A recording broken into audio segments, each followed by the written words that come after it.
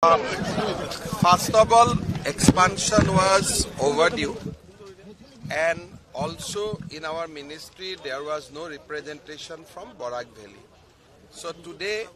we have inducted 4 ministers in our Council of Ministers. One post is still remain vacant. That will be filled up in days to come. There are so many development activities is going on. To supervise everything, we need. There was a requirement of more hands. Today, with induction of 4 ministers, the Council of Ministers will be strengthened, and we will be able to dedicate more for the development of Assam.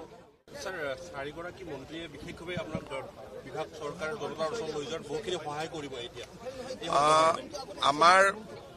অসমত যিমান জিলা আছে সেইমতে আমি অভিভাৱক মন্ত্ৰীও দিব পৰা নাছিলো মন্ত্ৰীৰ সংখ্যা কম আছিলে বহুত মন্ত্ৰীৰ ওচৰত অতিৰিক্ত বিভাগ আছিলে মোৰ কাষতে অতিৰিক্ত বিভাগ আছিলে গতিকে সকলো বিভাগে যাতে ন্যায় পায় এই 4জন মন্ত্ৰীৰ আগমনে বা ইন্ডাকশনে আমাৰ মন্ত্ৰী সভাখন সফল কৰিব আৰু আমি চেষ্টা কৰিছো যাতে মন্ত্ৰী সভাত সকলো ক্ষেত্ৰ সকলো ভাষাভাষী ৰাইজক আমি যাতে স্থান দিব পাৰো ডক্টৰ মই ভাবিছো যে ডক্টৰ কালি পৰহি দিনাখন আমি দিম Definitely খালখলনি তো হবই কাৰণ 4জন নতুন মানুহ আহিলে পুৰণা থকা মানুহখিনিৰ পৰা কাটি পেলাই তো 4জনক নতুন দিব লাগিব গতিকে খালখলনি হ'ব আজিও নকৰো কালিও নকৰো পৰহি দিনাখন কৰিম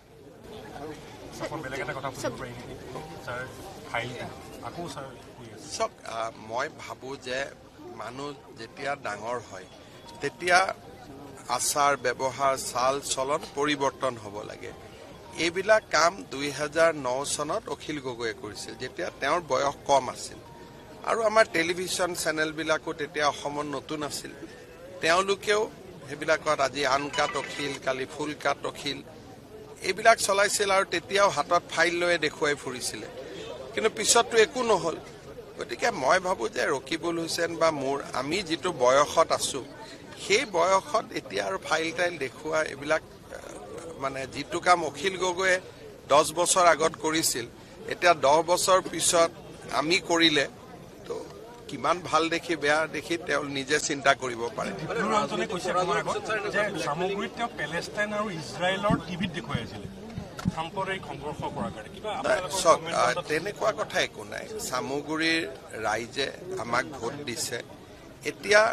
গোটেই কথাটো হল যে আমি তাত ডেভেলপমেন্ট কৰিব লাগে বিকাশ কৰিব লাগে আৰু বহুত বেছি ৰাজনীতি কৰি থাকিলে মানুহেও বেয়া পায় অসমৰ মানুহে ভাবে যে ইলেকশন হৈ গল এতিয়া কাম কৰক চৰকাৰখনে আৰু একেটা কথাকে কৈ থাকি কথা পাতিলে মানুহও ইৰিটেটেড হয় গতিকে মোৰ লক্ষ্যটো হল যে সামগ্ৰী বিহালী ধলাই বঙাইগাঁও বা আমাক চিৰাং জিলাত আমাৰ ৰাইজে আমাক ভোট দিছে এতিয়া আমাৰ কাম হল যে ভোট আমাক জেনেকে দিছে ৰাইজক যাতে আমি কামৰ মাজেৰে কৃতজ্ঞতা জনাব পাৰো গতিকে সময় হল কাম কৰাৰ এতিয়া আৰু সামগ্ৰীৰ বাকচটো বদলি যাব নোৱাৰে যেটো হল হলে গতিকে এতিয়া আমাৰ লক্ষ্য হ'ব লাগে কেনেকে 26ত ভাল হয় ৰাইজৰ কেনেকে আমি কাম কৰিব পাৰো আৰু এইবোৰ কথা খজুৱাই থাকিলে ৰাইজেও ভাল নাপায় গতিকে মই ভাবো যে আমাৰ বিধায়ক মন্ত্ৰী আমি সকলোৱে ৰাইজৰ কাৰণে কাম কৰিব লাগে আৰু বহুত বিলাক কাম চলি আছে এতিয়া ধৰক এটোই অডিটৰিয়াম